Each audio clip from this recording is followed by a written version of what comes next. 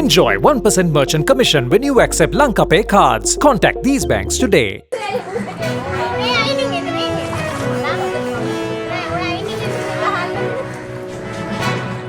Due to the incessant rainfall, houses at New Colony Palliyawatte in Wattala were submerged underwater.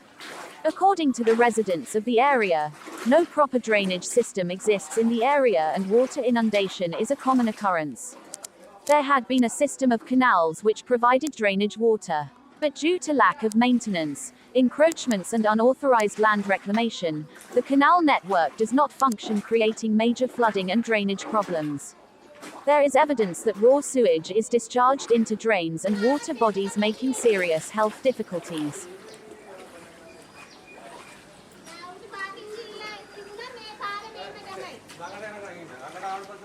ඒව මේ කරගන්න අපේ වැඩේ ගින්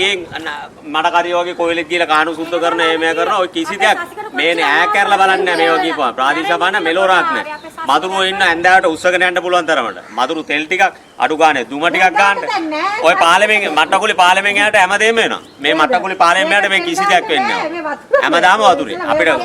වයින් වෙලාවට ආවන දුක නෑ වයින් නැති දවසේ හැමදාම මේ දුක තමයි 365 දවසෙම තියෙනවා වයින් වෙලාවට ගෙවල් අස්සින් වතුර යනවා අන්නේ